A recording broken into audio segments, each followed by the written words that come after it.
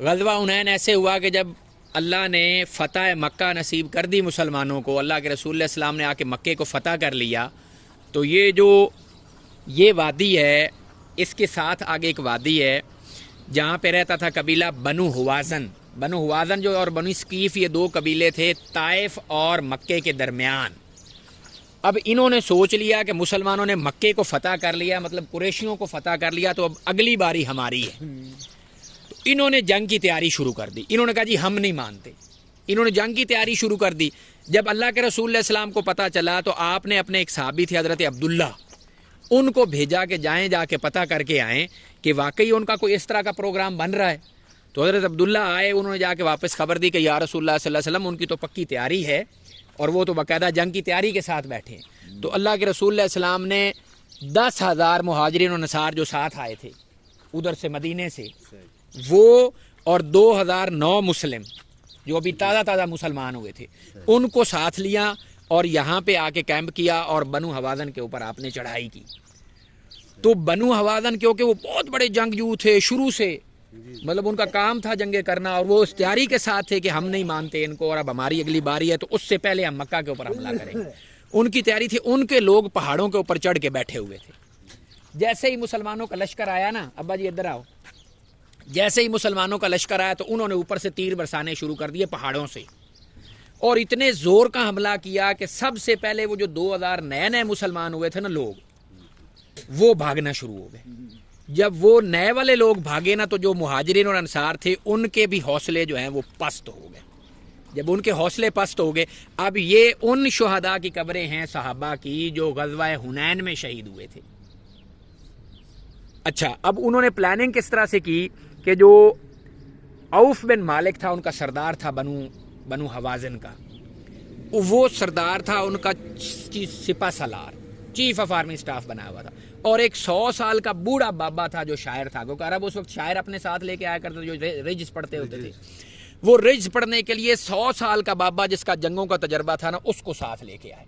کہ جنگ کرنی کیسے ہے ان کے ساتھ۔ اچھا، شروع میں مسلمان جب نکلے نا مدینے سے تو مسلمانوں کا جاہو جلال اتنا تھا، مکہ پہلے فتح کر چکے تھے، تو جو نئے لوگ تھے نا انہوں نے کہا آج تے سانو ہرا ہی کوئی نہیں سکتا،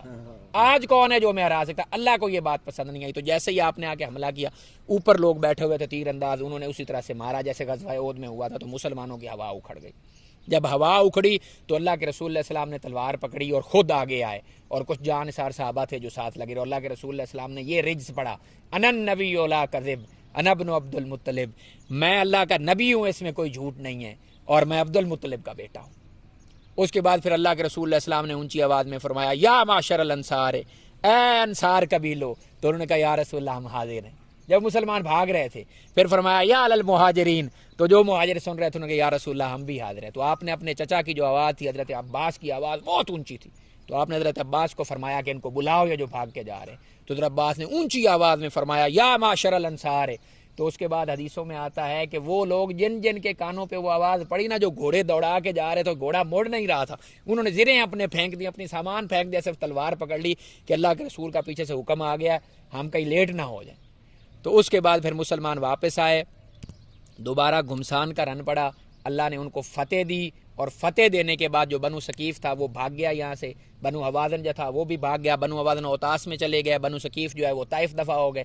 تو بنو حوازن جو ہے ان کو پھر اوتاس میں مسلمانوں نے دوبارہ ان کا پیچھا کر کے وہاں پہ ان کو شکست دی، اور یہ وہ ان صحابہ اکرام کی قبریں ہیں جن کو اللہ کے رسول علیہ السلام کے ساتھ لڑنے کا موقع ملا، وہ لوگ شہید ہوئے اور یہاں پہ آ کے دفن ہوئے۔ پھر اللہ کے رسول جب وہاں سے جیت کے آئے، مال غنیمت لے کے آئے، تو یہاں پہ آپ نے کیمپ کیا، ان شہداء کو بھی یہاں پہ دفنایا۔ پھر بنو حوازن پیچھے سے واپس آئے اور انہوں نے آگے کہا کہ یا رسول اللہ ہمیں معاف کر دے، تو اللہ کے رسول نے فرمایا یا مال لے جاؤ یا انسان لے جاؤ، تو انہوں نے کہا یا رسول اللہ ہمارے قیدی واپس کرنے۔ پھر اگلا واقعہ آپ کو میں نے جرانہ کا سنایا ہے کہ پھر وہ کچھ لوگوں نے اعتراض کیا، نئے جو مسلمان جو وہ بھاگ گئے تھے، کہ اللہ کے رسول نے یہ کیا کیا کہ ان کے ابھی تک خون ہماری تلواروں سے ٹپک رہے ہیں اور ان کو زیادہ سامان دے دیا۔ تو اللہ کے رسول نے فرمایا کہ نہیں، تم اس تقسیم پہ راضی نہیں ہو کہ یہ لوگ بھیڑ اور بکریاں لے کے گھروں کو جائیں اور تم محمد رسول اللہ کو لے کے جاؤ۔ صحابہ سارے رونے لگ پڑے، آپ نے فرمایا یا رسول اللہ ہم آپ کی اس تقسیم پہ خوش ہیں۔ اسی دن اللہ کے رسول نے یہاں سے مسجد جورانہ سے ادھر سے احرام باندھا اور یہاں سے احرام باندھ کے تشریف لے گئے، وہاں پہ جا کے عمرہ ادا کیا اور رات میں ہی مدینہ طیبہ کے لیے واپس چلے گئے. تو یہ ہیں جی غزوہ حنین. غزوہ حنین کے جیسے اس کو غزوہ بنی حوازن بھی کہتے ہیں کیونکہ بنو حوازن کے ساتھ بیسیکلی مقابلہ 2 قبیلے تھے, بنو ثقیف اور بنو حوازن. تو یہاں پہ پھر ان شہداء کی قبور ہیں جو کہ اس میں شہید ہوئے تھے. اللہ اکبر اللہ اکبر اللہ اکبر.